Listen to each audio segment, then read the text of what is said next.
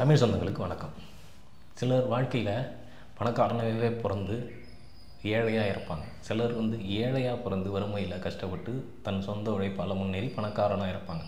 சிலர் அப்பா தாத்தா சேர்த்து வச்ச சொத்தில் பணக்காரனாகவே பிறந்து பணக்காரனாகவே இறப்பாங்க. இப்படி சிலர் இருந்தாலும் சிலர் பணக்காரனாக இல்லாமல், அதாவது ஏழையாக பிறந்து ஏழைமையிலேயே வறுமையிலேயே அவனுடைய கடைசி காலம் கழிந்து இறக்கக்கூடிய நபர்களும் இருக்காங்க.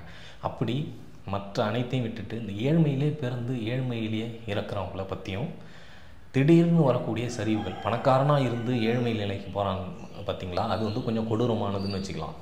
ஏன்னா கஷ்டத்துலேருந்து நல்லது வர்றது அப்படிங்கிறது அவன் வாழ்க்கையில் ஒரு இனிமையான காலம், வசந்த காலம். ஆனால் ஒரு நல்ல வாழ்க்கையை வாழ்ந்துட்டு அவன் கீழே போகிறான் இல்லையா, அது ரொம்ப கொடூரமானது, அது கொஞ்சம் ஒரு கொடுமையானது, அது தண்டனை அப்படிங்கிற மாதிரி தான் வச்சுக்க முடியும். அப்படி சில நிலங்கள் நமக்கு பொருளாதார சரிவையும் கஷ்டத்தையும் கொடுத்துரும். அது எந்த மாதிரியான காலம் உங்கள் ஜாதகத்தில் வர காத்திருக்கு, அதை எப்படி நம்ம தெரிஞ்சுக்கலாம், அதை தெரிந்து கொண்டு எப்படி அதை தவிர்க்கலாம் அல்லது எப்படி எதிர்கொள்ளலாம் அப்படிங்கிற சில விளக்கங்கள்.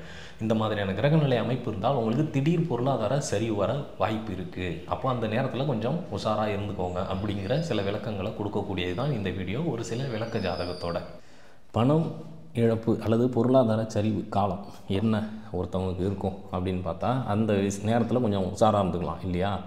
இப்போ இதில் உதாரணமாக எடுத்து பார்க்க போகிறோம். இந்த ஜாதகத்தில் இவங்களுக்கு பணம் அல்லது பொருளாதாரத்தில் ஏதாவது சரிவு வருமா, அது வந்தால் எந்த காலமாக இருக்கும், அதை எப்படி கண்டுபிடிக்கலாம் அப்படின்னு பார்த்துட்டு அதை எப்படி நம்ம எதிர்கொள்ளலாம் அப்படிங்கிற விஷயத்தையும் பார்க்க போகிறோம்.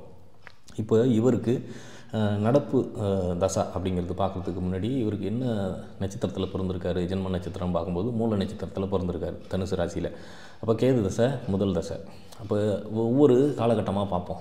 கேது தசை இவருக்கு ஓரளவுக்கு நல்லா தான் இருக்குது. அடுத்தது வரக்கூடியது சுக்கிர தசையாக இருக்கும். சுக்கிரன் இவருக்கு பொருளாதார சரிவை கொடுக்குமா அப்படின்னு கேட்டால் இல்லை, வாய்ப்பு இல்லை. ஏன்னா லக்னாதிபதி ப்ளஸ் 2 9ஆம் அதிபதி ராகு கூட சேர்ந்துருக்காரு, 11வது இடத்துல இருக்கார். இப்போ இங்கே சுக்கிர தசை கெடு பலன்களை கொடுக்க வாய்ப்பே இல்லை. அடுத்தது வரக்கூடியது சூரிய தசை. சூரியனும் இங்கே கெடு பலன்களை கொடுக்கறதுக்கு வாய்ப்பே இல்லை. சனியினுடைய பார்வைப்பட்டாலும் இங்கே கெடு பலன்கள் கொடுக்க வாய்ப்பு இல்லை. அடுத்தது பார்க்கும்போது சந்திரன் இங்கே கெடு பலன்களை கொடுக்குமா அப்படின்னு கேட்டால் சந்திரன் இங்கே இல்லை, அதுக்கும் வாய்ப்பு இல்லை. சந்திரனுக்கும் இங்கே வாய்ப்பு இல்லை. சந்திரன் செவ்வாய்க்கு பார்ப்போம்.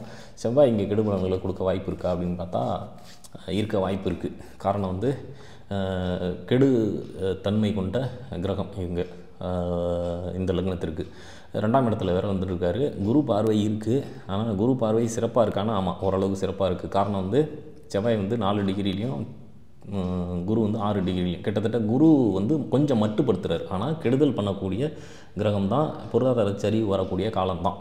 வாழ்க்கை துணை மூலமாக இதிலிருந்து விடுபடலாம் அவங்களுடைய ஆலோசனை மூலமாக அப்படிங்கிறது இங்கே காட்டுது. ஏன்னா 7ஆம் இடத்த அதிபதியாக வராரு இல்லையா குரு. அப்போ குரு வாழ்க்கை துணை சொல்கிறது கொஞ்சம் அட்வைஸை கேட்டுக்கிட்டாரு அல்லது அந்த கமெண்ட்டை கேட்டு நடந்துக்கிட்டாரு, அவங்க கொடுக்குற சஜஷனை எடுத்துக்கிட்டாருன்னா இதுலேருந்து மீண்டு வந்துடலாம். இது சொல்யூஷன். எந்த காலகட்டத்தில் இவருக்கு அந்த சரி வருது அப்படிங்கிறதையும் எடுத்துக்கிட்டோம். செவ்வாய் தசை முழுக்கவா அப்படின்னு கேட்டால் அப்படி கிடையாது. செவ்வாய் தசையில் முழுக்க வராது. 11வது இடம் அப்படின்னு சொல்லி பார்க்கும்போது சந்திர புக்தியில் வரும். அதே போல் குரு புக்தியில் வரும். என்ன குரு காப்பாற்றுவார் அப்படின்னு சொன்னால் காப்பாற்றுவார், ஆனால் தள்ளி விட்டுட்டு காப்பாற்றுவார் அப்படிங்கிற மாதிரி இருக்கும். செவ்வாய் திசையில் குரு புக்தி சந்திர புக்தியில் கொஞ்சம் கவனமாக இருந்துக்கணும். அடுத்தது பார்க்கும்பொழுது ஆமாம் குரு சந்திரன் கேது இந்த புக்திகளில் கொஞ்சம் கவனமாக இருக்கணும் அப்படிங்கிற மாதிரி இருக்குது. அப்போது இவங்களுக்கு எப்போல்லாம் பீரியட் வருது அப்படின்னு சொன்னால்